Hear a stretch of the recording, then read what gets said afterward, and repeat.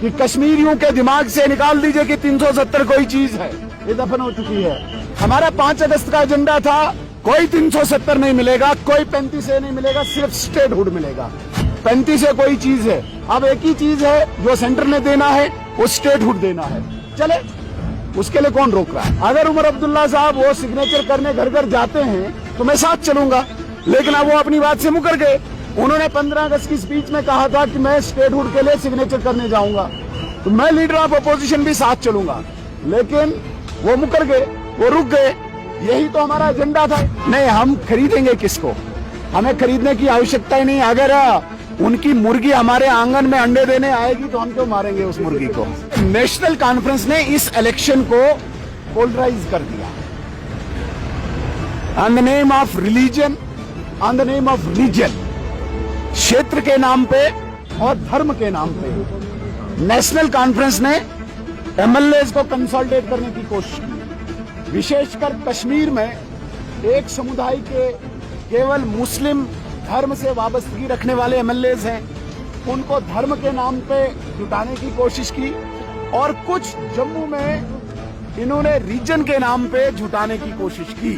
मैंने नंबर बोला ही नहीं। मैंने कहा है जो टारगेट हमने रखा है, जो लक्ष्य हमने रखा है, वो लक्ष्य हम 5 बजे अचीव कर लेंगे। हमें जरूर, हम चाहते हैं जो उमर अब्दुल्ला साहब या दूसरी जमातें, कश्मीर की जो जमातें हैं, जो स्टेटहुड की डिमांड कर रहे हैं, मैं उनका वेलकम करता हूं, बहुत अच्छी बात है। कम से कम कश्मीर के लोगों को तो उसने बता दिया कि जो 5 अगस्त का एजेंडा था। लेकिन सवाल ये पैदा होता है, उमर अब्दुल्ला साहब ने 15 अगस्त की स्पीच में ये कहा था कि मैं घर घर जाके सिग्नेचर कराऊंगा स्टेटहुड के लिए। मैं उसका खैर मकदम करता हूं।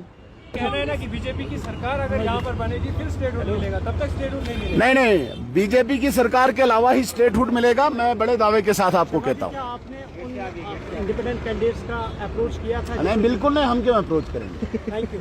Thank you. आप कहाँ पे अपने आप को इस वक्त खड़ा देखते हैं? मैं वो क्यों बताऊं अभी?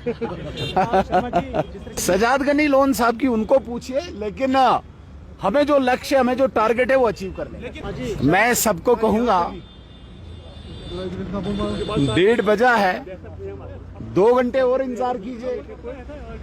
जो नेशनल कॉन्फ्रेंस के क्लेम है 4 सीट्स पे, आपके सामने आ जाएगा। आप क्यों इतनी चिंता कर रहे हैं? 2 घंटे का तो इंतजार है।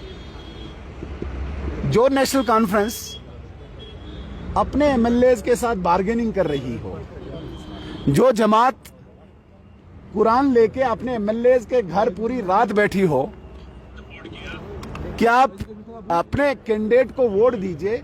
वो जमात 4 सीटों पे क्लेम करे तो आपको थोड़ा इंतजार करना होगा।